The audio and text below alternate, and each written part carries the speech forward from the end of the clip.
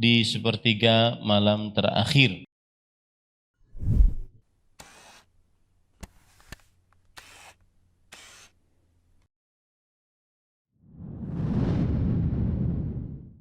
Assalamualaikum warahmatullahi wabarakatuh. Bismillahirrahmanirrahim. Innal hamdalillah nahmaduhu wa nasta'inuhu wa nastaghfiruh wa na'udzu billahi min shururi anfusina wa sayyiati a'malina. Man yahdihillahu fala mudilla lahu wa man yudlil fala hadiya lahu.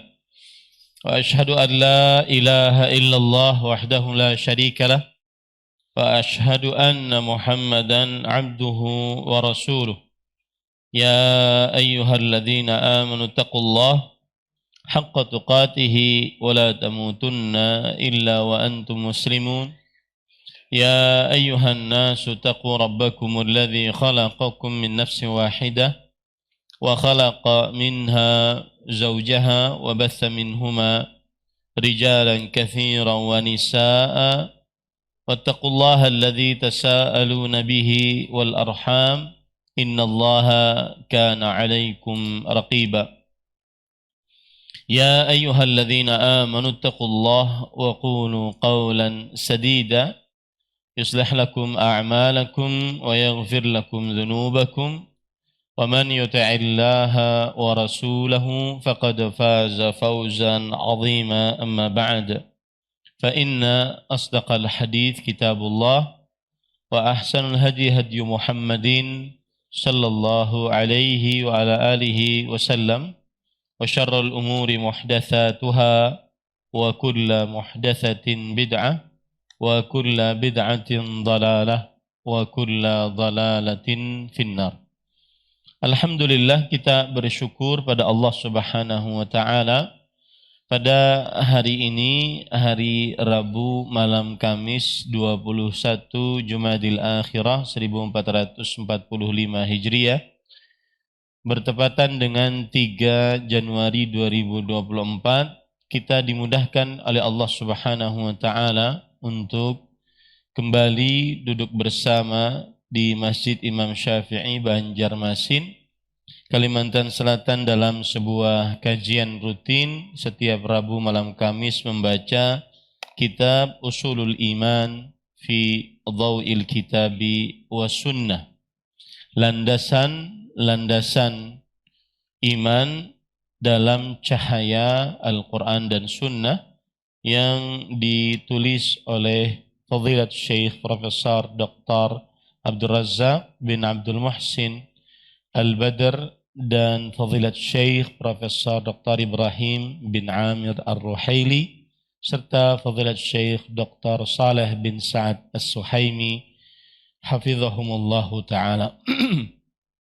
Salawat dan salam semoga selalu Allah berikan kepada Nabi kita Muhammad sallallahu alaihi wa ala alihi wasallam, pada keluarga beliau, para sahabat, serta orang-orang yang mengikuti beliau sampai hari kiamat kelak.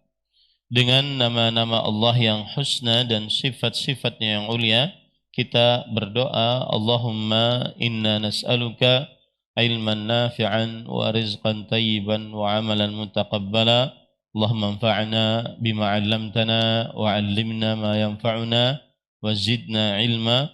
Allahumma inna na'udzubika min 'ilmin la yanfa' wa min qalbin la yakhsha' wa min nafsin la tashba' wa min du'ain la yustajabu laha. Allahumma amin. Ahibati fillah, afanillah wa iyyakum, jamaah Masjid Imam Syafi'i Banjarmasin yang saya cintai karena Allah. Semoga Allah Subhanahu wa taala selalu memberikan afiat kepada kita di dunia dan di akhirat. Pada pertemuan sebelumnya kita masih di dalam Al-Babul Awwal, Al-Imanu Billah, beriman kepada Allah Subhanahu wa taala. Dan masih di dalam Al-Faslu Tsani, Tauhidul Uluhiyah, mengesahkan Allah Subhanahu wa taala di dalam beribadah kepada Allah Subhanahu wa taala.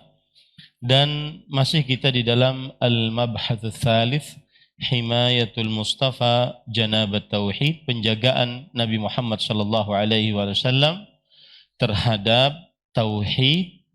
Dan pada pertemuan kali ini kita membahas subtopik yang keempat, At-tabarruk bil asjar wal ahjar wa nahwiha.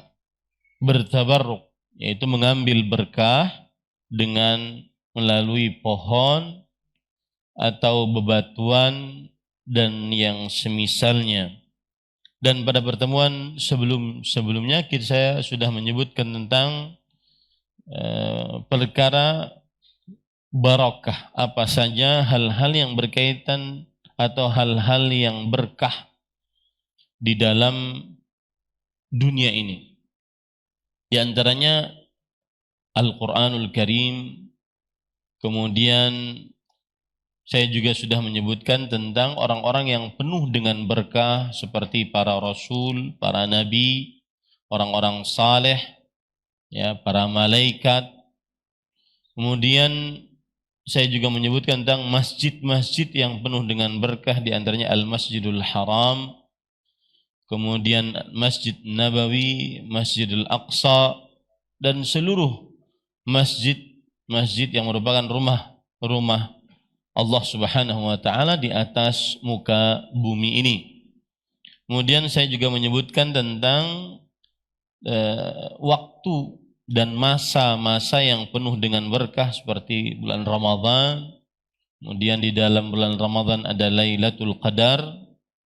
Kemudian ada 10 hari pertama dari bulan Dzulhijjah. Kemudian bulan suci. Kemudian hari Senin dan Kamis.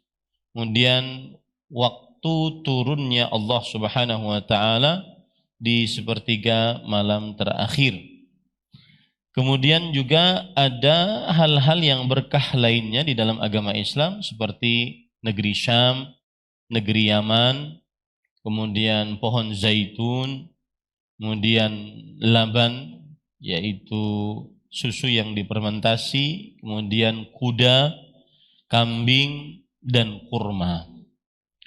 Dan selanjutnya saya menyebutkan hal-hal yang diperbolehkan seorang muslim untuk bertabarruk dengannya. Yang pertama yaitu bertabarruk dengan berzikir kepada Allah Subhanahu wa taala, bertabarruk dengan Al-Qur'an.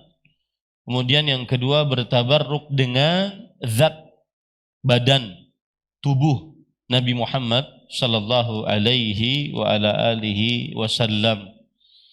Kemudian bertabarruk dengan air Zam-Zam dan bertabarruk dengan perkara-perkara lainnya seperti bertabarruk dengan bersahur, ya, bertabarruk dengan mengerjakan adab-adab makan seperti berkumpul makan, mengucapkan bismillah, kemudian makan dari bagian-bagian sisi samping makanan sebelum tengah makanannya, kemudian menjilat tangan, sisa-sisa makanan yang ada di tangan tersebut, dan kemudian setelah itu di sana ada perkara-perkara yang juga mendatangkan berkah dan kita boleh bertabaruk dengannya, yaitu berbuat kejujuran di dalam jual beli, kemudian juga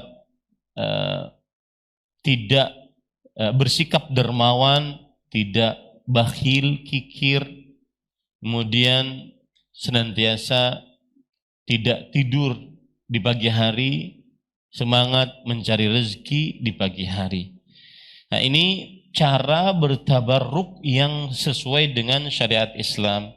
Pada kesempatan kali ini kita akan membaca kembali kepada kitab kita, yaitu bertabarruk yang tidak sesuai dengan tauhid, bertabarruk yang dilarang, bertabaruk yang tidak disyariatkan. Saya baca.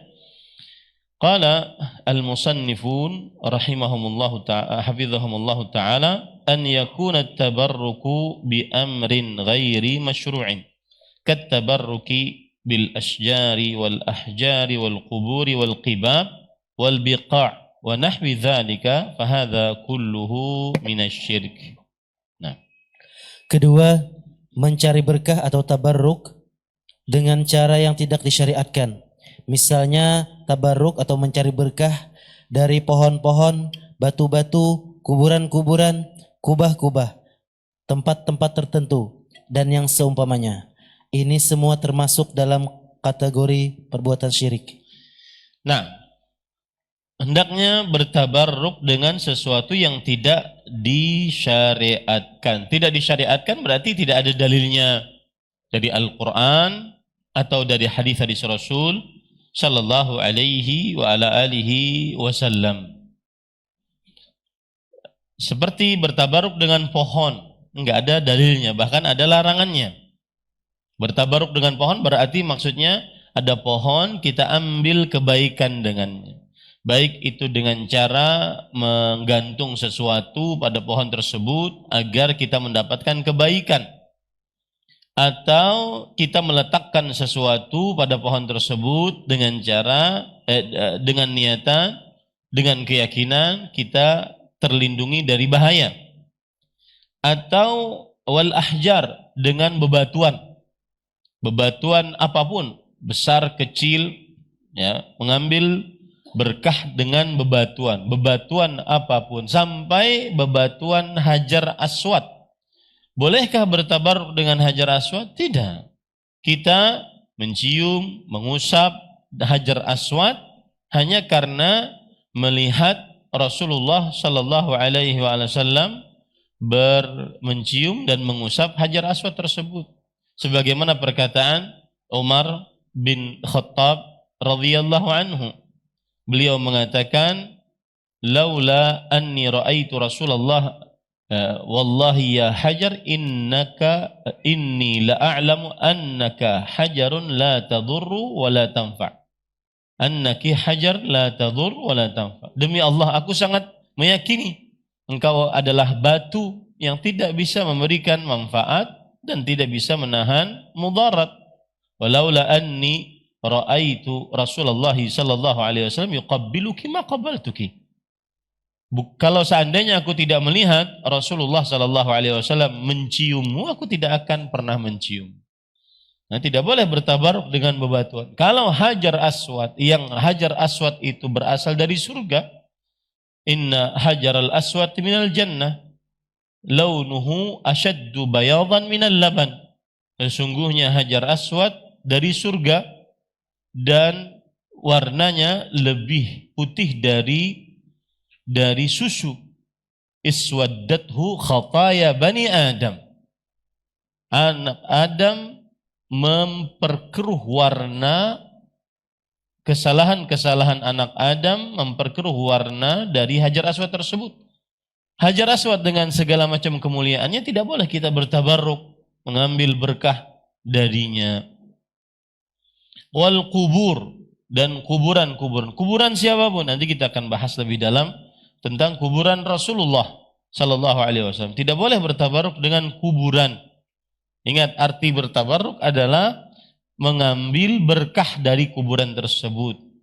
Menganggap bahwa kuburan tersebut ada berkahnya, kemudian kita melakukan sesuatu terhadap kuburan tersebut. Entah itu mengusapnya, menciumnya, berdoa di sampingnya, atau beriktikaf di sekitarnya, atau meletakkan sesuatu pada sisinya, ya. Ini namanya bertabaruk dengan kuburan. Tidak diperbolehkan bertabaruk dengan kuburan. Kenapa? Karena ghairu masyru', tidak disyariatkan. Wal qibab, dan kubah. Kubah biasanya di zaman sekarang kubah di bawahnya ada kuburan, atau kubah yang di bawahnya tidak ada kuburan. Dan kubah tidak dikenal dalam agama Islam. Masjid Nabi Muhammad sallallahu alaihi wasallam asalnya tidak ada kubahnya. Kubah ada ketika zaman Sultan Qalawun As-Salihi pada abad ke-800 Hijriyah. Dia yang meletakkan kubah-kubah di atas kuburan Nabi Muhammad sallallahu alaihi wasallam. Lalu setelah itu pada tahun 1200-an Hijriyah, ada Sultan Utsman Murad Utsman dari Ottoman Atatürk Al-Utsmani meletakkan 120 atau 170 kubah di Masjid Nabawi. Kemudian setelah itu datang Raja Fahad bin Abdul Aziz meletakkan sekitar 10 kubah-kubah besar. Jadi kubah tidak terkenal di zaman Nabi Muhammad SAW dan di zaman para sahabat, para tabi'in, para tabi'ut tabi'in. Maka tidak berhak untuk bertabarruk dengan kubah-kubah atau al-biqa', tempat-tempat yang dianggap berkah, yang dianggap penuh dengan kebaikan. Ini seluruhnya adalah termasuk dari kesyirikan. Kenapa kesyirikan? Dari sisi mana kesyirikannya? Karena menyamakan selain Allah dengan Allah dalam perkara yang khusus milik Allah Subhanahu wa taala, yaitu al-barakah min Allah. Keberkahan datang dari Allah Subhanahu wa taala. Wa annal barakata lillah, kata Rasulullah SAW. Dan ingatlah, keberkahan adalah milik Allah Subhanahu wa ta'ala. Maka tidak ada yang berkah kecuali datang dari Allah Subhanahu wa ta'ala. Apabila ada diyakini selain yang diberikan berkah oleh Allah Subhanahu wa ta'ala, maka ini berarti menyamakan selain Allah dengan Allah dalam perkara yang khusus milik Allah Subhanahu wa ta'ala. Dan jangan benci dahulu, jangan menganggap bahwa kita benci kepada Rasulullah, benci kepada kuburan orang-orang soleh. Tidak ada hubungannya. Kita bicarakan sekarang adalah ada kuburan, entah itu kuburan Rasul sallallahu alaihi wasallam atau ada kuburan orang-orang saleh, wali-wali Allah Subhanahu wa taala. Kemudian kita mengambil berkah dari kuburan tersebut dengan mengusapnya, menciumnya, meletakkan sesuatu padanya, beribadah di sisinya, mengkhususkan doa, baca Quran, berzikir di sampingnya demi mendapatkan kebaikan. Itu yang kita bicarakan. Dan tidak ada urusan menghina, merendahkan orang saleh, orang beriman, wali Allah, tidak ada urusan. Ya, jadi jangan antipati terlebih dahulu terhadap apa yang disampaikan. Nah, kemudian penulis mengatakan, fa'an Abi Waqid al-Laythi radhiyallahu anhu qala kharajna ma'a Rasulillah sallallahu alaihi wasallam ila Hunain wa nahnu hudatsa'u ahdin bi kufr walil musyrikin sidratun ya'kufuna 'indaha wa yanutuna biha aslihatahum yuqalu laha dhatu anwat famarranna bi sidrah faqulna ya Rasulullah ij'al lana dhata anwatin kama lahum dhatu anwat faqala Rasulullah sallallahu alaihi wasallam Allahu akbar innaha sunan qultum walladhi nafsi biyadihi kama qalat banu Israila li Musa alaihi salam ij'al lana ilahan kama lahum alihah qala innakum qaumun tajhalun la tarkabunna sanana man kana qablakum rawahu at-Tirmidzi wa sahhaha.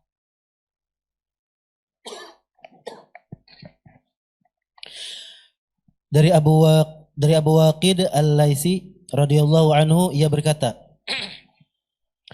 kami keluar bersama Rasulullah sallallahu alaihi wasallam dalam perang Hunain. Pada waktu itu kami baru saja meninggalkan kekufuran atau baru masuk Islam. Sedangkan orang-orang musyrikin mempunyai sebatang pohon bidara yang disebut Zatu Anwat yang mereka jadikan tempat berdiam atau beribadah dan menggantungkan senjata-senjata mereka. Ketika kami berjalan melewati sebatang pohon bidara, kami berkata, wahai Rasulullah, jadikanlah bagi kami Zatu Anwat sebagaimana mereka memiliki Zatu Anwat. Rasulullah sallallahu alaihi wasallam menjawab, Allahu Akbar. Sesungguhnya ini adalah tradisi atau sunan yang kamu katakan. Demi Allah yang jiwaku berada di tangannya. Sebagaimana yang diucapkan oleh Bani Israel kepada Nabi Musa alaihissalam. Berbuatlah untuk kami sebuah Tuhan atau berhala buatlah untuk kami sebuah Tuhan atau berhala, sebagaimana mereka mempunyai beberapa Tuhan atau berhala. Sesungguhnya kami pasti akan mengikuti jalan-jalan atau tradisi orang-orang sebelum kamu. Nah, Abu Waqid Al-Laythi radhiyallahu anhu. Abu Waqid terkenal dengan kunyahnya dan beliau namanya adalah Al-Harith bin Auf. Namanya adalah Al-Harith bin Auf.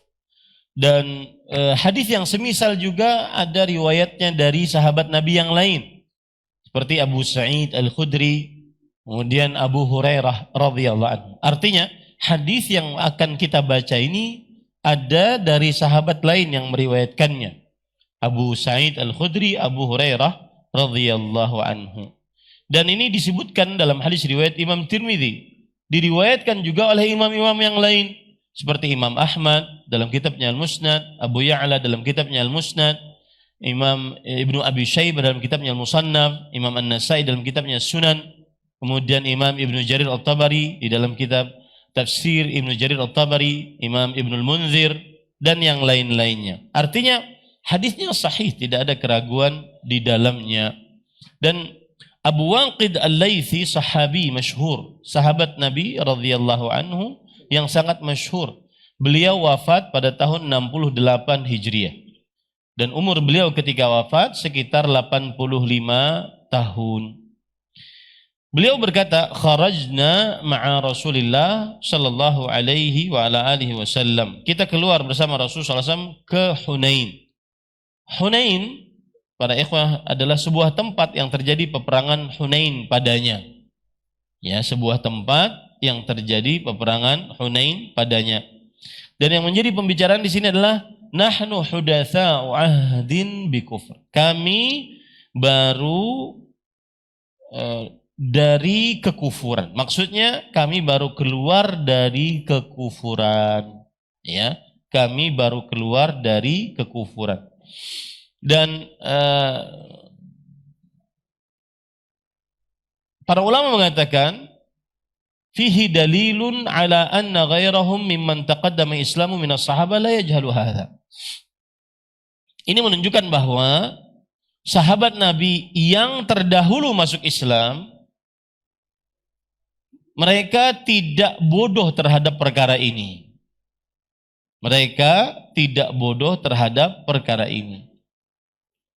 Wa annal mutanaqqil minal batil alladhi i'tadahu qalbuhu la ya'man an yakuna fi qalbi min tilkal 'adah. Ini penting nih. Dan orang yang berpindah dari kebatilan kepada kebenaran masih belum aman qalbunya dari kebatilan yang sudah dia tinggalkan tadi. Makanya banyak ada orang yang baru berhijrah, dia masih terkenang hal-hal yang terdahulu. Ya. Ini kan beliau baru masuk Islam, hudatsa'u ahdin bi kufur, baru keluar dari kekufuran, baru masuk Islam. Pelajarannya yang menarik di sini adalah orang yang baru berpindah dari kebatilan, kekufuran, kemaksiatan, kesyirikan kepada keimanan, ketaatan, kebenaran, itu tidak aman qalbunya dari hal-hal yang masih tersisa dari kebiasaan-kebiasaan di zaman dahulu, yang biasanya minum khamar kemudian dia bertobat. Tidak aman qalbunya, masih ingin mencicipi yang terdahulu, yang biasa berzina kemudian dia bertobat. Tidak aman hatinya, masih ingin melakukan yang terdahulu. Ini sebuah ujian bagi orang yang bertobat dari sebuah maksiat. Kemudian para ikhwah, walil musyrikina sidrah, dan orang-orang musyrik memiliki sidrah. Sidrah adalah syajaratun dzatu syauk, pohon yang ada duri-durinya. Pohon yang ada duri-durinya. Ya'qufuna indaha, mereka beriktikaf, duduk-duduk di sekitar pohon tersebut. Ya. Dan ini kebiasaan orang-orang yang bertabarruk. Sebagaimana Nabi Ibrahim alaihissalam ketika melakukan nahi mungkar kepada kaumnya yang duduk-duduk di sekitar patung-patung. Nabi Ibrahim berkata dalam surah Al-Anbiya ayat 52, "Ma hadhihi tamathil allati antum 'akifuna 'alaiha, antum laha 'akifun." apa ini berhala-berhala yang kalian duduk-duduk di sekitarnya? Ada apa dengan berhala-berhala itu? Yang kalian duduk-duduk di sekitarnya, i'tikaf di sekitarnya. Ini menunjukkan bahwa i'tikaf, melazimi duduk di sekitar sesuatu itu namanya bertabarruk. Dan orang-orang musyrik, mereka duduk di sekitar pohon tersebut. Untuk apa? Untuk mengagungkan pohon tersebut. Di dalam riwayat, kana ya yunatu bihassilah. Mereka menggantungkan senjata-senjata mereka, panah, pedang, tombak, mereka gantungkan di pohon-pohon tersebut, ya. Maka akhirnya disebut dengan zatu anwat, pohon yang mempunyai gantungan. Karena mereka menggantungkan senjata-senjata mereka. Untuk apa digantungkan? Mengambil berkah tadi. Agar senjatanya menjadi manjur saat berperang. Kalau panah kena musuh, kalau tombak tajam kena musuh, pedang kuat bisa membunuh musuh dengan cepat dan seterusnya.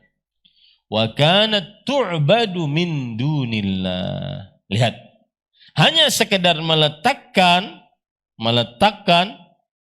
senjata-senjata di situ dengan niatan mengagungkan keberadaan pohon tersebut, mengambil keberkahan dari pohon tersebut, disebut sebagai beribadah kepada selain Allah.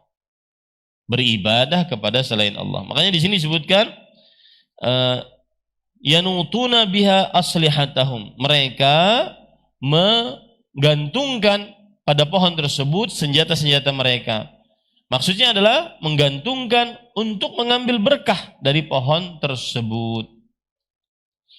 Para ikhwan yang dirahmati oleh Allah Subhanahu wa taala, ini menunjukkan bahwa peribadatan orang musyrik Quraisy kepada pohon bukan sujud kepada pohon.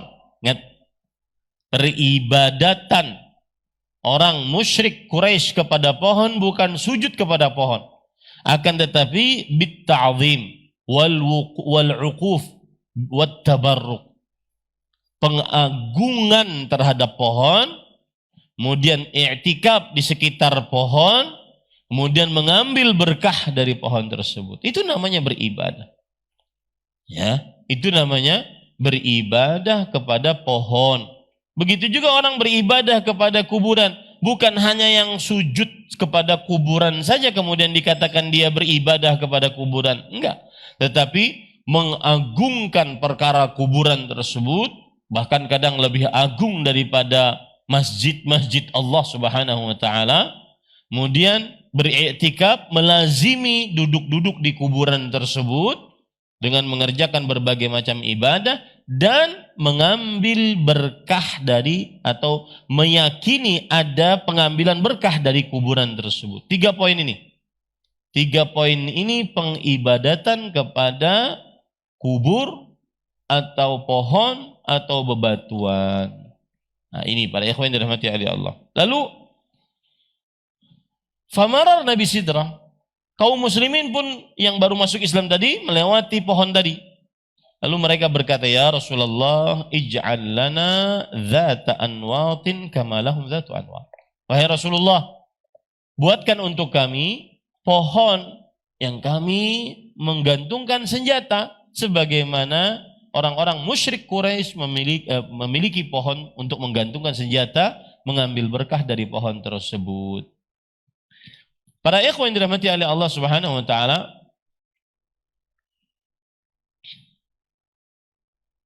mereka meminta tersebut kepada Rasulullah sallallahu alaihi wasallam. Mereka mengira bahwa ini perkara yang disukai oleh Allah. Nah, itu dia. Mereka mengira bahwa perkara ini disukai oleh siapa? Allah Subhanahu wa taala. Padahal kalau seandainya mereka tahu itu tidak disukai, mereka tidak akan minta. Kenapa? Karena mereka baru masuk Islam tadi teh. Ya, baru masuk Islam tadi. Ya, ini para ikhwan yang dirahmati Allah. Jadi sekali lagi kalau ada yang bertanya, Ustaz, kenapa mereka minta? Bukankah itu terlarang? Maka jawabannya karena mereka mengira itu disukai oleh siapa? Allah Subhanahu wa taala. Karena para sahabat tidak mungkin sengaja menyelisihi Rasulullah sallallahu alaihi wasallam. Ya, ini para ikhwah yang dirahmati Allah. Lalu Rasulullah sallallahu alaihi wasallam berkata, Allahu Akbar. Dalam riwayat yang lain, Subhanallah, Maha Suci Allah. Yang dimaksud di sini, Rasul sallallahu alaihi wasallam langsung mengagungkan Allah Subhanahu wa taala. Allahu Akbar.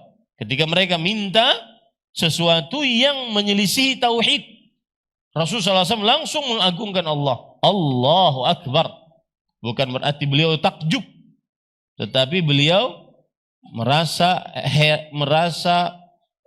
ini adalah hak Allah Subhanahu wa taala. Maka beliau langsung agungkan Allah Subhanahu wa taala. Di dalam riwayat yang lain, Subhanallah, beliau langsung mensucikan Allah dari segala macam sekutu. Makanya beliau mengucapkan Subhanallah. Kenapa? Karena ini sebuah perkara yang tidak diperbolehkan untuk diminta. Ya, yang tidak diperbolehkan untuk diminta. Dan para ikhwan yang dirahmati oleh Allah, Nabi Muhammad SAW sering memakai takbir Allahu Akbar atau Subhanallah dalam keadaan takjub, untuk mengagungkan Allah atau untuk mensucikan Allah dari sesuatu yang tidak cocok bagi Allah Subhanahu wa taala. Tidak cocok untuk rububiyah Allah, kekuasaan Allah Subhanahu wa taala, atau tidak cocok untuk peribadatan kepada Allah Subhanahu wa taala. Jadi takbir di sini tujuannya untuk apa? Untuk mengagungkan Allah. Dalam riwayat yang lain pakai Subhanallah, untuk mensucikan Allah dari sesuatu yang tidak cocok untuk Allah Subhanahu wa taala. Makanya kalau ada sesuatu yang menakjubkan, kita ucapkan Allahu Akbar. Ini lebih utama, lebih afdal daripada kita bertepuk tangan.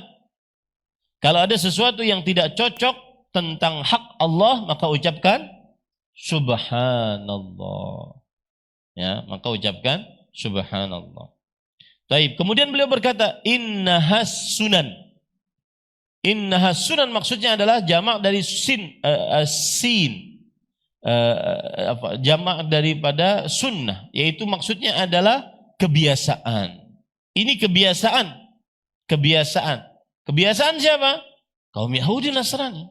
Kemudian beliau bersumpah, Walladzi nafsi biyadih, demi jiwaku yang berada di tangannya, kama qalat Banu Israil li Musa, kalian sudah mengucapkan sebagaimana yang dikatakan oleh Bani Israel kepada Nabi Musa.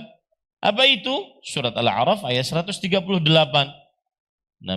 Bani Israel berkata kepada Musa, Ij'al lana ilahan kama lahum alihah. Ketika Bani Israel mempunyai ijl, anak sapi yang dijadikan Tuhan, maka Bani Israel yang mengikuti Nabi Musa juga meminta kepada Nabi Musa alaihissalam untuk minta Tuhan sebagaimana mereka memiliki anak sapi. Ij'al lana ilahan kama lahum alihah. Nah, ini para ikhwan yang dirahmati oleh Allah Subhanahu wa taala. Maka ucapan, lihat ya, ucapan Bani Israel kepada Musa meminta Tuhan kepada selain Allah, ini sama dengan ucapan orang-orang yang baru masuk Islam di zaman Rasulullah SAW meminta pohon kepada Rasulullah sallallahu alaihi wasallam. Perbuatannya berbeda, tapi tujuannya sama, yaitu mensyirikkan Allah Subhanahu wa taala. Nah, ini para ikhwah yang dirahmati oleh Allah Subhanahu wa taala. Di dalam kitab Fathul Majid, syarah kitab Tauhid, ada faedah menarik pada hadis ini. Beliau mengatakan, fihi al-khawf minasyirk. Di dalam hadis ini terdapat harus takut terhadap terperosoknya seseorang kepada kesyirikan. Wa annal insan qad yahsinu syai'an yadhunnu annahu yuqarribuhu ila Allah. Kadang orang merasa ini mendekatkan diri kepada Allah Subhanahu wa taala. Wa huwa ab'adu ma yub'iduhu min rahmatihi wa yuqarribu min sakhatihi. Padahal itu sangat menjauhkan dari rahmat Allah dan sangat mendekatkan kepada kemurkaan Allah Subhanahu wa taala. Wala yu'rafu hadha wala ya'rifu hadha 'ala al-haqiqah illa man 'arafa ma waqa'a fi hadhihi al-azman min katsir min al-ulama wal 'ubbad ma'a arbabil qubur minal ghuluwi fiha wa sarf jullul ibadah laha. Dan tidak ada yang mengetahui hakikat ini kecuali orang yang mengetahui apa yang terjadi pada zaman sekarang ini. Kebanyakan dari ahli ibadah, bahkan sebagian ulama, mereka salah di dalam perkara kuburan. Orang-orang yang dianggap soleh yang dikubur. Mereka gulu terhadap orang-orang yang sudah dikubur tersebut. Memalingkan ibadah kepada orang yang sudah dikubur tersebut. Wa yahsabun annahum ala syai' wa huwa dzambul ladzi la yaghfiruhu Allah azza wa jalla. Mereka menganggap bahwa mereka sedang mengagungkan orang yang sedang dikubur tersebut. Padahal perbuatan mereka ini adalah dosa yang tidak diampuni oleh Allah Subhanahu wa ta'ala. Nah, ini para ikhwan yang dirahmati oleh Allah Subhanahu wa ta'ala. Maka hati-hati, salah satu penyebab kesyirikan adalah al-ghulu. Penyebab kesyirikan apa? Al-ghulu. Berlebih-lebihan di dalam sesuatu pengagungan. Sebagaimana orang berlebih-lebihan di dalam kuburan seseorang atau pohon, sesuatu pohon, sesuatu batuan, akhirnya masuk ke dalam jurang kesyirikan. Nah, kita lanjut. Faqad dalla hadzal hadis. Adzan sudah? Tiga. Faqad dalla hadzal hadis ala anna ma yaf'aluhu man ya'taqidu fil ashjar wal qubur wal ahjar wa nahwiha min at-tabarruk biha wal 'uquf 'indaha wal dhabh laha huwa asy-syirk. ولهذا أخبر في الحديث أن طلبهم كطلب بني إسرائيل لما قالوا لموسى اجعل لنا إلها كما لهم آلهة فهؤلاء طلبوا سدرة يتبرقون بها كما يتبرقون المشركون وأولئك طلبوا إلها كما لهم آلهة فيكون في كلا الطلبين منافة للتوحيد لأن التبرك بالشجر نوع من الشرك واتخاذ إله غير الله شرك واضح. Nah, sesungguhnya hadis ini menjelaskan bahwa apa yang dilakukan oleh orang yang meyakini sesuatu atau kelebihan pada pohon-pohon, kuburan-kuburan, batu-batu, dan yang seumpamanya, dengan cara bertabaruk atau mencari berkah, beribadah di sampingnya, atau menyembelih berkurban untuknya adalah perbuatan syirik.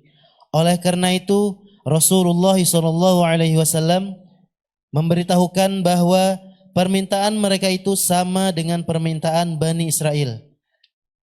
Ketika mereka berkata kepada Musa alaihissalam, buatlah untuk kami sebuah Tuhan atau berhala, sebagaimana mereka mempunyai beberapa Tuhan atau berhala.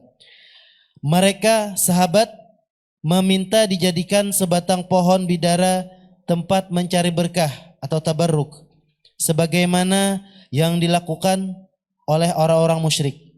Sedangkan mereka, Bani Israel, meminta dijadikan sebuah Tuhan atau berhala, sebagaimana orang-orang kafir mempunyai beberapa Tuhan atau berhala. Kedua permintaan tersebut mengandung unsur yang menafikan tauhid, karena tabarruk atau mengharapkan berkah pada pohon termasuk jenis syirik, dan menjadikan Tuhan selain Allah adalah kesyirikan yang nyata. Taib. Maka penulis mengatakan dalam hadis ini menunjukkan bahwa siapa yang meyakini dalam pohon, kuburan, bebatuan, ya, kebaikan atau ada berkah, maka ini adalah kesyirikan. Seperti misalkan bertabaruk dengan pohon, kuburan, dan bebatuan tersebut, atau beribadah di samping-samping kuburan, pohon, dan bebatuan tersebut, atau menyembelih di samping kuburan, pohon, dan bebatuan tersebut. Ya, ini tidak diperbolehkan. Kenapa? Karena dia perbuatan kesyirikan. Karena menyamakan selain Allah dengan Allah dalam perkara yang khusus milik Allah Subhanahu wa ta'ala. Taib. Para ikhwan yang dirahmati oleh Allah Subhanahu wa ta'ala, itu tadi hadis tentang tabarruk yang diharamkan dalam agama Islam. Dan harus kita pahami bahwa al-i'tibar fil ahkam bil ma'ani la bil asma. Yang menjadi ukuran di dalam hukum-hukum adalah praktek-praktek yang terjadi, bukan nama-nama. Coba perhatikan tadi. Bani Israel minta kepada Nabi Musa untuk mereka minta dijadikan Tuhan sebagaimana Bani Israel memiliki Tuhan. Maka perkataan Bani Israel kepada Musa disamakan oleh Rasulullah SAW dengan perkataan sebagian sahabat yang meminta pohon untuk ditabarruki. Ya, prakteknya mungkin beda, namanya mungkin beda. Yang satu minta Tuhan, yang satu minta pohon.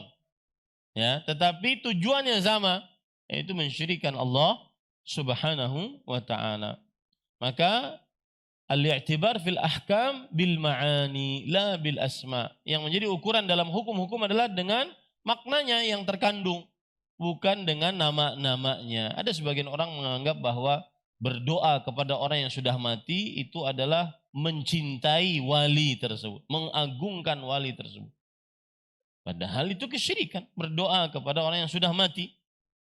Ya, itu kesyirikan. Meskipun atas nama ta'zim, mahabbah, pengagungan, rasa cinta, ya, tetap saja itu sebuah kesyirikan. Al-i'tibar fil ahkam bil ma'ani la bil asma. Yang menjadi ukuran di dalam perbuatan adalah maknanya. Tujuannya apa? Kesyirikan. Maka tetap saja disebut dengan kesyirikan, bukan berkisar dengan terhadap nama-nama. Nah, kemudian para ikhwan yang dirahmati oleh Allah Subhanahu wa taala, di dalam hadis ini juga kita ambil pelajaran bahwa dilarang menyerupakan diri dengan kaum jahiliyah. Dilarang menyerupakan diri dengan kaum jahiliyah. Kecuali perbuatan kaum jahiliyah disyariatkan dalam syariat Nabi Muhammad sallallahu alaihi wa ala alihi wasallam. Kemudian penulis berkata, wa fi qawlihi sallallahu alaihi wasallam fil hadits la tarkabunna sanana man kana qablakum isyaratun ila anna syai'an min dzalika sayaqa'u fi ummatihi sallallahu alaihi wasallam wa qad qala dzalika alaihi salatu wassalam nahiyan wa muhadziran.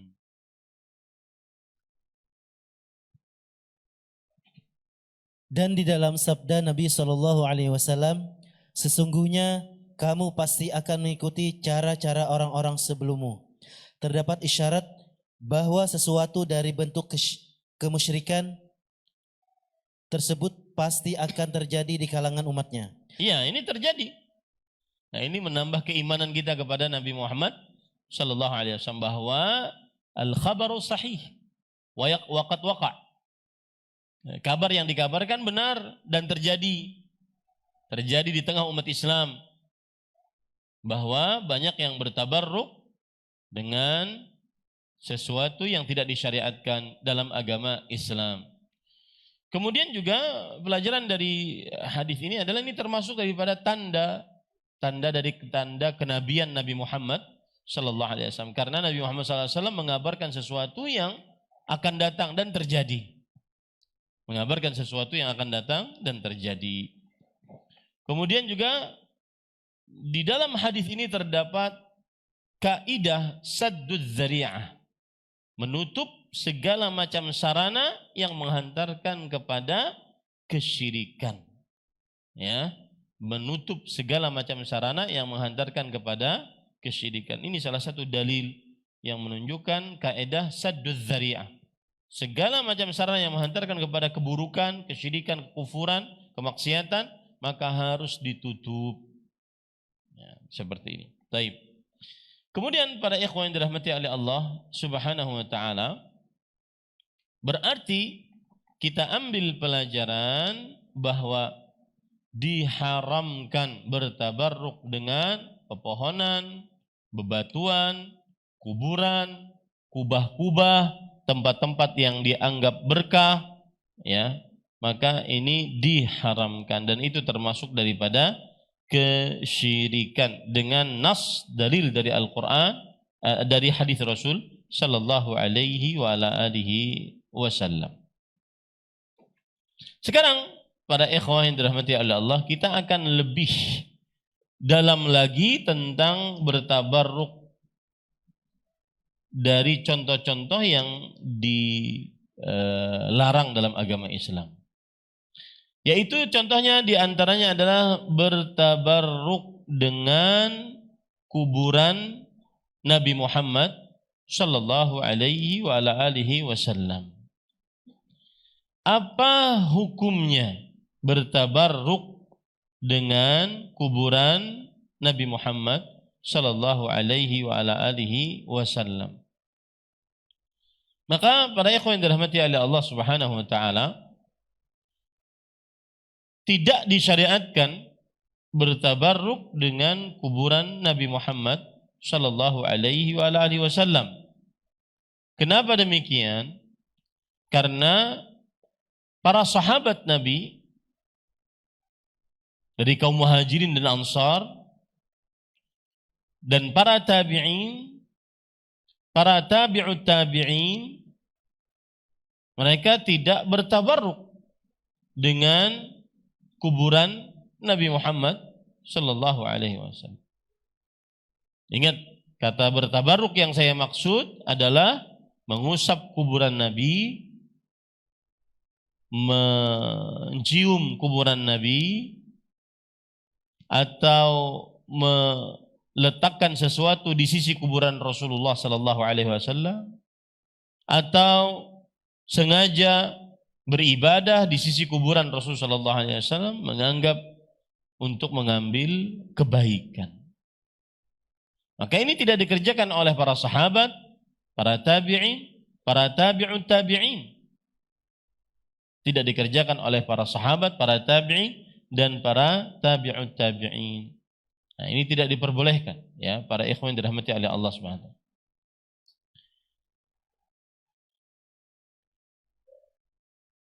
Seperti berdoa, mengkhususkan doa di sisi kuburan Rasul sallallahu alaihi wasallam dengan anggapan bahwa berdoa di sisi kuburan Rasul sallallahu alaihi wasallam lebih kabul dibandingkan berdoa di tempat-tempat yang lain. Maka para ikhwan yang dirahmati oleh Allah Subhanahu wa taala, ini tidak diperbolehkan. Atau salat di sisi kuburan Rasul sallallahu alaihi wasallam lebih khusyuk, lebih dianggap lebih mulia dibandingkan di sisi Masjid Nabawi lainnya.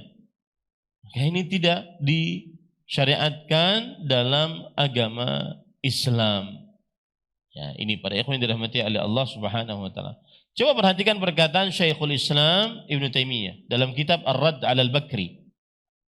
Fahadha min al-munkarat al-mubtada'ah biittifaqi a'immatil muslimin wa hiya muharramah wa ma 'ulimat fi dzalika niza'an baina a'immatid din.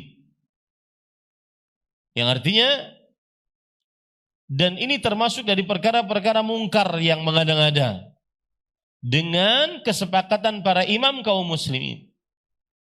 Dan perbuatan tersebut adalah diharamkan dan tidak ada wa ma'alimtu, aku tidak mengetahui dalam hal ini perbedaan pendapat di antara para imam dalam agama Islam.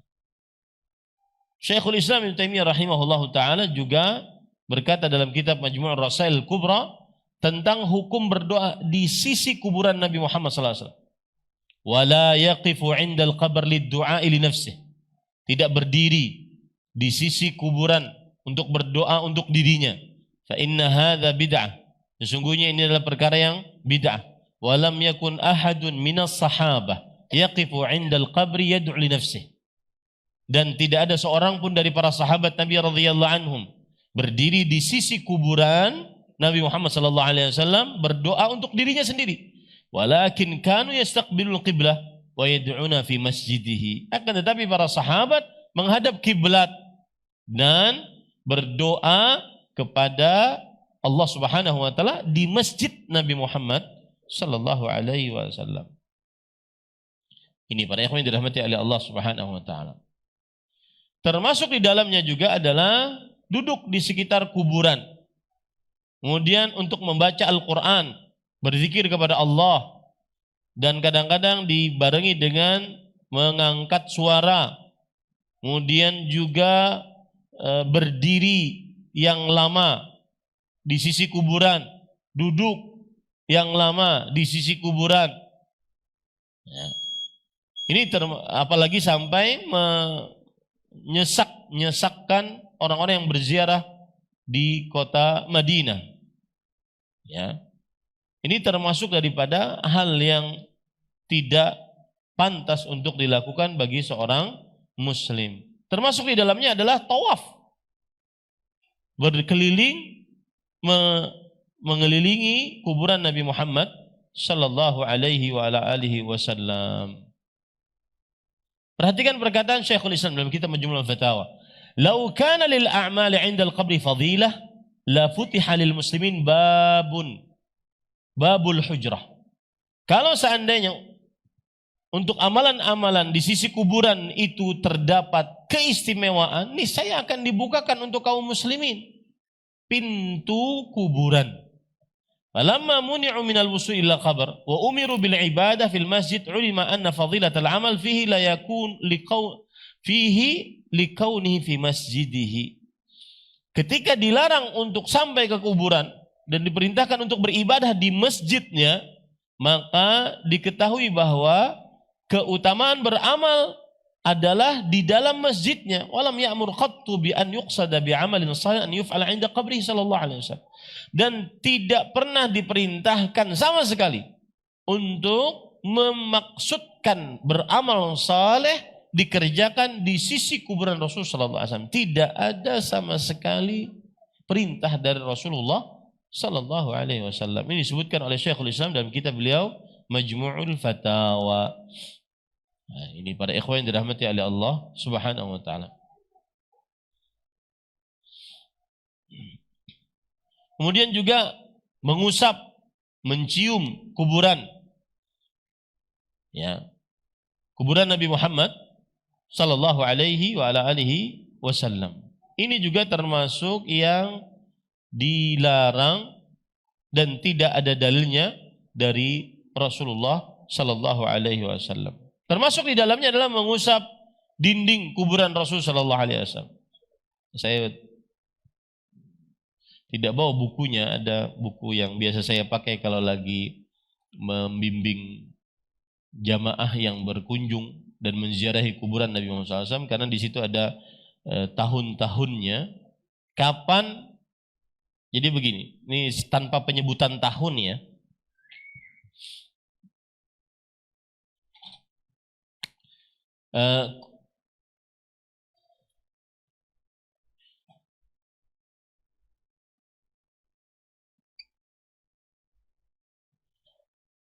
Ini asal Masjid Nabi Muhammad SAW 30 kali 35. Dan di sini rumah istri-istri Rasulullah SAW. Beliau bersabda, "Ma baina baiti wa mimbari." Ini mimbar Rasul SAW. Di antara rumahku dan mimbarku raudhah min riyadil jannah. Kebun dari kebun-kebun surga. Dan di sini juga ada masalah, apa maksud kebun dari kebun-kebun surga? Ada 3 pendapat di situ. Yang pertama, tempat ini nanti akan diangkat ke surga menjadi saksi pemberat bagi siapa yang pernah beribadah di sini. Makanya dia istimewa. Yang kedua, tempat ini adalah salah satu yang akan tempat ini adalah tempat mustajab untuk berdoa. Itu makna yang kedua. Yang ketiga saya lupa. Yang jelas ini rumah Rasulullah SAW, ini mimbarnya. Rumah Rasulullah SAW, rumah Aisyah dan yang lain-lainnya dari istri-istri Rasulullah SAW. Mimbar Rasulullah SAW dibuat 3 di zaman Nabi Muhammad SAW, 3 tingkat. Asalnya beliau 3 tingkat saja dan berdiri di tingkat yang kedua, di anak tangga yang kedua, duduk di anak tangga yang ketiga. Itu di zaman kekhalifahan, di zaman Nabi Muhammad SAW, zaman kekhalifahan Abu Bakar, Umar, Utsman, kemudian Ali, kemudian Al-Hasan, kemudian digantikan oleh Muawiyah. Di zaman Muawiyah radhiyallahu anha, 3 ini diangkat ke atas ditambah 6 anak tangga. Jadi 3 ini tidak dipakai untuk menghormati Rasulullah SAW. Kemudian ini terbakar. Kemudian setelah itu di zaman kekhalifahan Daulah Utsmaniyah Turkiyah atau yang disebut dengan Ottoman Atatürk, ya, kemudian diganti sampai sekarang tahun 900-an kalau tidak salah, sampai sekarang 900-an Hijriah yang tinggi itu sampai sekarang. Taib. Kemudian setelah itu tahun ke-7 Hijriah pada peperangan Khaybar, Nabi Muhammad SAW memperluas menjadi 50 kali 50. Jadi perluasan sudah terjadi zaman Rasulullah SAW. Lalu zaman Abu Bakar tidak ada perluasan, zaman Umar bin Khattab tahun ke-17 Hijriah terjadi perluasan. Ini arah selatan, ini arah barat, ini arah utara. Ya, perluasan di zaman Umar selatan, barat, utara. Kenapa tidak timur? Karena timur ini ada kuburan Rasul sallallahu alaihi wasallam. Kemudian setelah itu di zamannya Utsman bin Affan pada tahun ke-29 Hijriah terjadi lagi perluasan, sama selatan, barat, utara. Kenapa tidak timur? Karena ada kuburan, 3 kuburan di sini. Kuburan Rasul sallallahu alaihi wasallam, Abu Bakar dan Umar radhiyallahu anhuma. Ya. Nah, yang ingin saya bicarakan dari tadi adalah kuburan Nabi Muhammad sallallahu alaihi wasallam. Kuburan Nabi Muhammad sallallahu alaihi wasallam, beliau sudah bersabda bahwa ini kepala di sini, kepala di sini, kepala di sini. Beliau sudah bersabda bahwa Allahumma la taj'al qabri wathanan. Ya Allah, jangan jadikan kuburanku sebagai berhala. Nah, ini doa dikabulkan oleh Allah Subhanahu wa taala. Tidak pernah ada yang bisa masuk ke kamar Rasul sallallahu alaihi wasallam, kamar Aisyah radhiyallahu anha. Karena dibuat segi 5, kemudian setelah itu kubus begini. Ini dibuat tidak sembarangan seperti ini oleh para penguasa pada waktu itu, para sultan. Agar orang yang berdiri di sini tidak bisa ke kuburan Rasul sallallahu alaihi wasallam. Menghadap, karena benar-benar terputus jalan. Ya. Kemudian ada lagi sultan yang membuat seperti ini. Ini digali, kemudian diisi dengan apa? Dengan cairan perak. Jadi benar-benar tertutup. Ya, benar-benar tertutup. Tidak bisa orang masuk ke sini. Dibohong kalau seandainya ada orang mengatakan dibuka pintu kuburan. Baru datang, kalau tidak salah namanya Sultan Murad, mengirim dari Turki,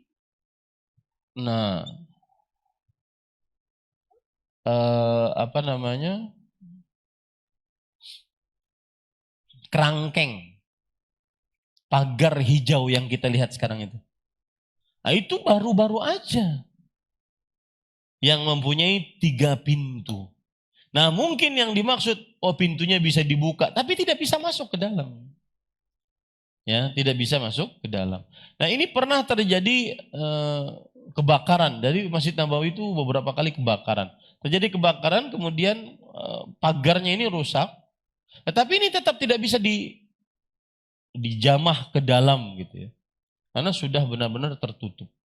Nah, baru diganti dengan pagar yang sekarang terbuat dari besi. Jadi tidak bisa orang masuk ke dalam. Bagaimana kok ada ceritanya orang bisa mencium, mengusap kuburan tersebut? Itu bohong. Ya, bohong dan belum lagi bid'ah. Nah, itu ya. Ini para ikhwan yang dirahmati oleh Allah Subhanahu wa taala. Bahkan lihat perkataan menarik dari Syekhul Islam Ibnu Taimiyah rahimahullah, "Laisa fid dunya minal jamadat ma yushra'u taqbiluha illa al-hajar al-aswad." Tidak ada di dunia dari benda-benda yang disyariatkan untuk dicium, dikecup kecuali Hajar Aswad. Itu pun bukan karena Hajar Aswadnya kita bertabaruk dengannya, tetapi karena mencontoh Rasulullah Sallallahu Alaihi Wasallam. Ini para ikhwan yang dirahmati oleh Allah Subhanahu Wa Taala.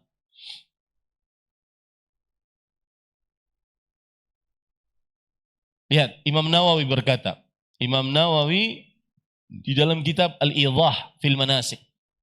Imam Nawawi, ulama Islam abad ke-7 Hijriah bermadzhab Syafi'i. Beliau berkata, yukrahu mashuhu bil yadi wa taqbiluh. Dimakruhkan mengusap dinding-dinding kuburan. Itu dindingnya berarti jauh dari kuburannya.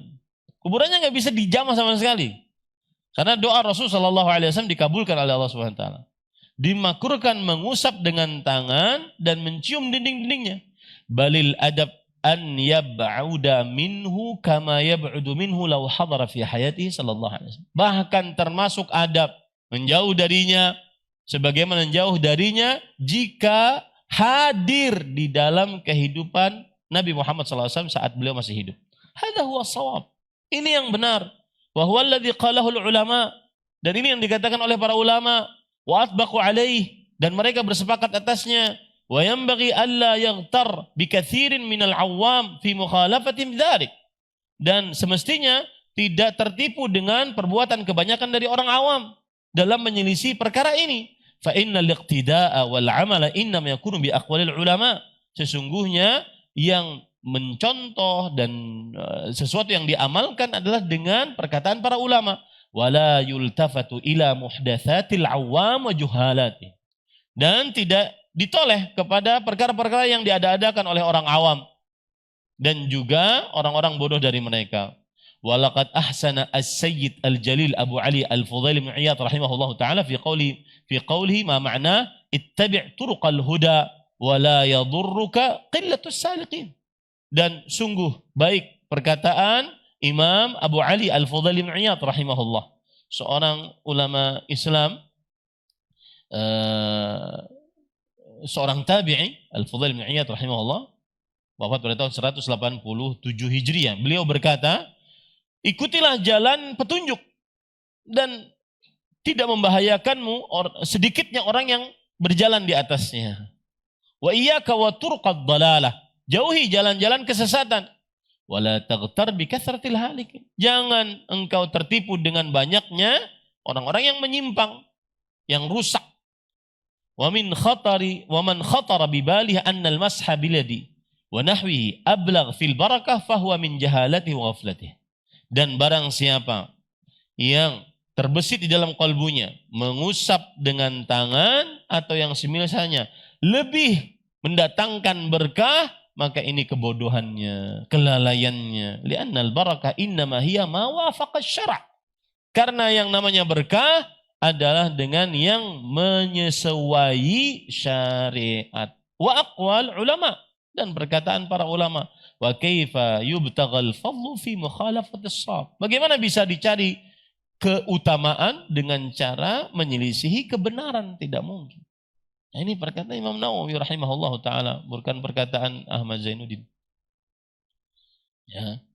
Dan kalau kita bahas masalah tabarruk ini, nah, kalau seandainya kuburan Rasul sallallahu alaihi wasallam saja tidak boleh kita lakukan seperti itu, bagaimana dengan kuburan orang-orang yang di bawah kedudukannya dari kuburan Nabi Muhammad sallallahu alaihi wasallam, kuburan wali-wali Allah atau kuburan yang dianggap wali-wali Allah?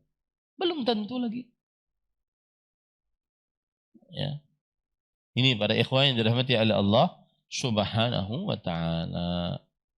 Nah, padahal kita ingin bahas syubhat-syubhat yang berkaitan dengannya, tapi saya takut terlalu panjang. Ya. Yang jelas termasuk himayatul Mustafa janabat tauhid, penjagaan Nabi Muhammad SAW yang terpilih terhadap sisi tauhid adalah tidak diperbolehkan bertabarruk dengan pepohonan, bebatuan, kuburan, kubah-kubah, tempat-tempat yang dianggap mendatangkan berkah. Nah, alhamdulillah selesai. Dan pada pertemuan ini saya mohon izin lagi, insyaallah taala pekan depan belum bisa lagi kajian, karena saya ada undangan untuk ikut daurah di Jawa dengan penulis kitab ini. Profesor Dr. Syekh Ibrahim bin Amir Rahili, Syekhuna hafizahullah ta'ala. Nah, satu pekan aja, habis itu kita lanjut lagi. Sebenarnya tidak baik kajian libur-libur terus ya. Nah.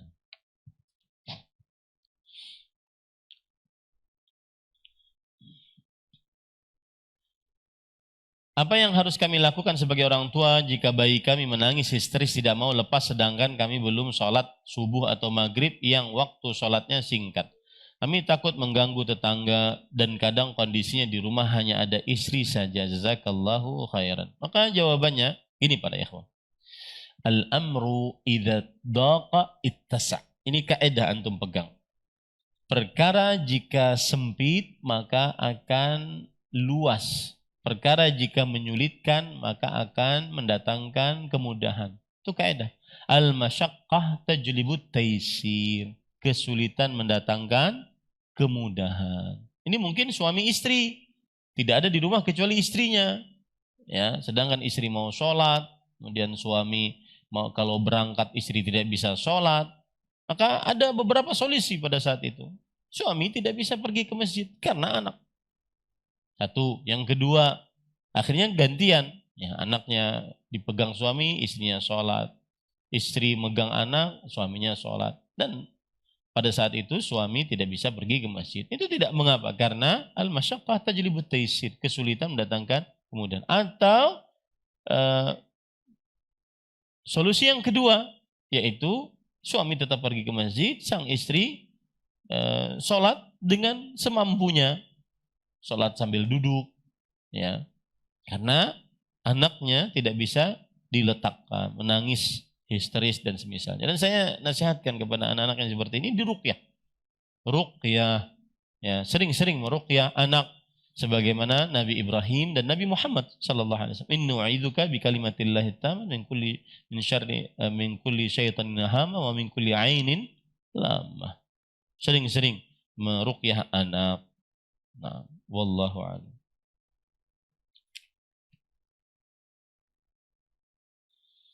Bagaimana dengan air zam-zam yang menjadi sarana berdoa? Apa boleh kita mencari berkah darinya? Kita sudah sebutkan bahwa bertabarruk salah satu yang diperbolehkan dengan air zam-zam.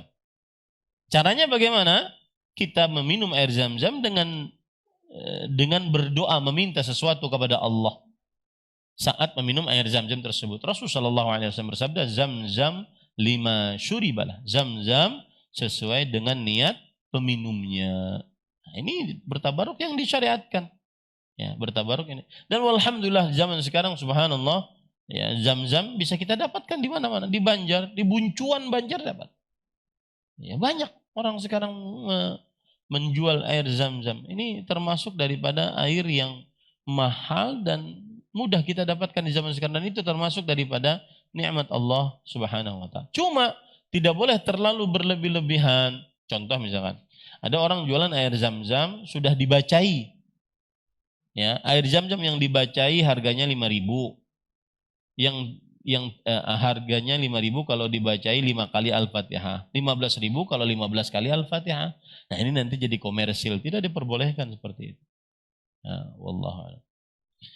Masjid Madinah mengatur antrian di Raudhah, sisi kuburan Rasulullah SAW untuk sholat dan berdoa. Apakah ini tidak dibenarkan juga? Begini, saya ingin mengatur cara berpikir dulu. Ketahui baik-baik kita beragama dengan dalil. Bukan beragama dengan peraturan apa yang terjadi saat itu. Itu kaidah dalam beragama. Siapapun yang memegang kekuasaan di dua tanah suci tersebut, beragama dengan dalil. Seperti sekarang,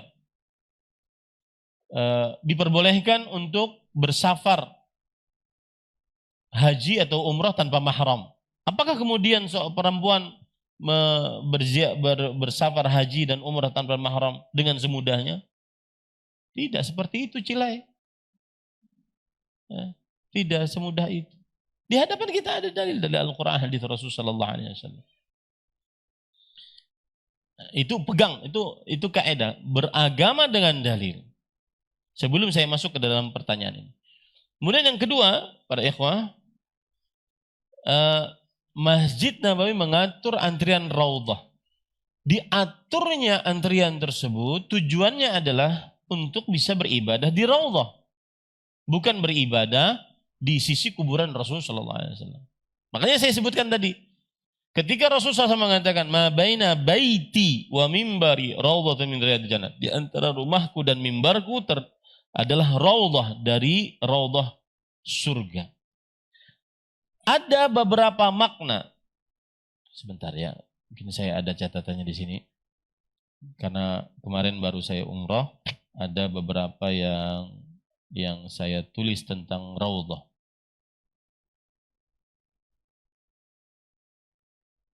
Nah, ini dia.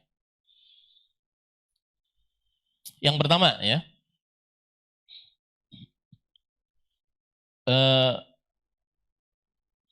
Makna hadis antara rumahku dan mimbarku adalah taman dari taman surga.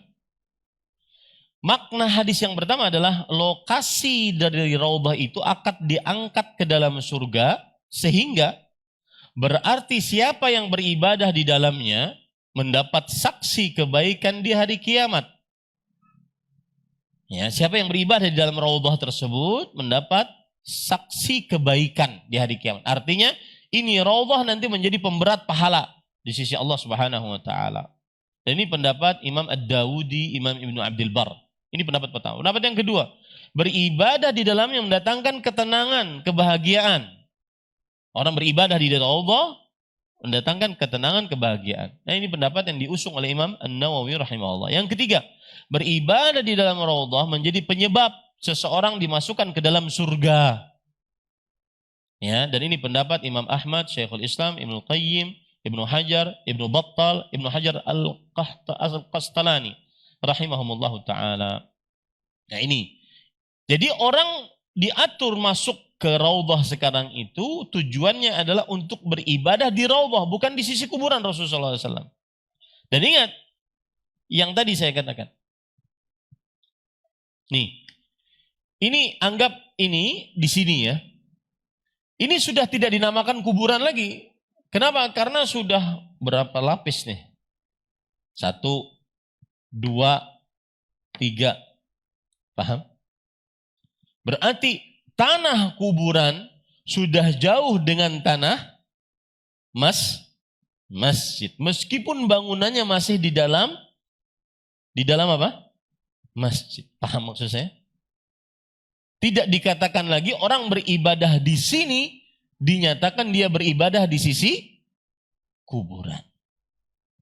Berarti pengaturan raudhah, bahkan saya dapat kabar bahwa raudhah bagi penziarah cukup 1 tahun sekali. 1 tahun sekali, karena untuk menziarahnya harus pakai aplikasi. Nggak bisa untuk masuk-masuk. Kalau saya dulu sih masuk-masuk, sekarang nggak bisa. Ya, yang travelnya macam-macam, nakal kepada jamaahnya susah untuk masuk. Ya harus pakai aplikasi nusuk namanya. Masuk sini, beribadah di sini, bukan di sisi kuburan. Kenapa kita tidak katakan di sisi kuburan? Karena sudah berlapis. Nah, begitu ya. Wallahu a'lam. Jadi tetap dibenarkan beribadah di raudhah. Karena berdasarkan hadis Rasul sallallahu alaihi wasallam. Ada hadis yang berbunyi, jika ada kesialan maka itu terletak pada rumah, kendaraan dan istri. Apakah mempercayai itu termasuk tatayur? Apa makna hadis ini yang benar? Karena hadis ini mengganggu hati saya selama berminggu-minggu karena syubhat.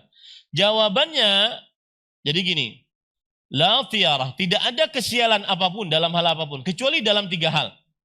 Yang pertama, rumah, kendaraan, dan perempuan, istri maksudnya. Mungkin yang bertanya ini menganggap, gara-gara bebini sekung nih, ya, akhirnya usaha kada lancar. Begara-gara di rumah di sini, akhirnya tidak lancar. Lalu apa maksudnya? Maka maksudnya adalah, para ikhwan yang dirahmati oleh Allah, kesialan yang dimaksud di sini artinya adalah terkadang rumah bisa mendatangkan keburukan bagi seseorang di dalamnya. Karena di dalam rumah dia berinteraksi dengan istri, anak, maka ada beberapa hal-hal yang tidak disukainya. Itu maksudnya. Bukan berarti seluruh rumah mendatangkan keburukan. Kadang-kadang istri menyulitkan suami dari permintaan-permintaannya. Bukan berarti setiap yang beristri kemudian sial. Paham nggak maksud saya? Seperti itu. Kadang istri permintaannya macam-macam. Minta naik ke ke puncak Gunung Rinjani, minta kan. Macam-macam permintaannya, ya macam-macam. Nah, itu yang dimaksud dengan kesialan pada istri, pada kendaraan. Kendaraan, misalkan onta, misalkan dulu kendaraan onta. Kadang onta ada sakit ontanya yang menyebabkan dia akhirnya tidak bisa naik onta. Ya, artinya hal-hal yang sering terjadi keburukan pada diri seseorang pada 3 poin ini. Bukan berarti 3 poin ini selalu mendatangkan kesialan. Bukan berarti seperti itu. Nanti tidak nikah orang. Ya, kalau dia mengatakan istri selalu ada sial. Wallahu a'lam. Benarkah Imam Syafi'i tidak melarang baca Al-Quran di sisi kuburan, bahkan jika menghatamkannya jauh lebih baik, sehingga ini menjadikan dalil bagi mereka untuk membenarkan membaca Al-Quran di kuburan? Maka jawabannya pada ikhwan yang dirahmati oleh Allah Subhanahu wa taala, belum ada dalil dari Rasul sallallahu alaihi wasallam mengkhususkan membaca Al-Quran di kuburan. Belum ada dalil. Maka kita tidak bisa membenarkan perbuatan yang belum ada dalilnya dari Rasulullah sallallahu alaihi wasallam. Dan apabila ada perkataan alim yang benar mungkin dinisbatkan kepada beliau, perkataan alim tersebut, maka kita katakan al-ibadah tauqifiyah. Ibadah adalah sesuatu yang berdiam. Jika ada dalil maka dikerjakan. Jika tidak ada dalil maka tidak dikerjakan. Wallahu a'lam. Apabila ada orang meninggal setelah operasi kepala dan ada sebagian tulang tengkoraknya dilepas dari kepalanya yang rencana menunggu sembuh dulu baru kemudian dipasang kembali tulang tengkoraknya. Qaddarallah, orangnya meninggal. Mohon nasihatnya, sebaiknya tulang tengkorak tadi apakah kembali dipasang ke kepalanya yang artinya membongkar bekas jahitan di kepala atau bagaimana sebaiknya? Iya, karena tulang atau tengkorak kepala tersebut bukan milik si mayit, tetapi itu milik Allah Subhanahu wa taala. Maka harus dikembalikan kepada si mayit tersebut dan dikubur bersama si mayit tersebut. Tidak boleh tidak dikembalikan. Wallahu alam, ini yang bisa disampaikan. Subhanakallah bihamdik, syahadu an la ilaha illa anta astaghfiruka wa atubu ilaik. Sallallahu nabiyana Muhammad, alhamdulillahirabbil alamin. Wassalamualaikum warahmatullahi wabarakatuh. Terima kasih. Jazakumullah khairan wa barakallahu fikum. Video ini dibuat atas partisipasi dari donasi Anda. Semoga menjadi amal jariah bagi Anda semuanya.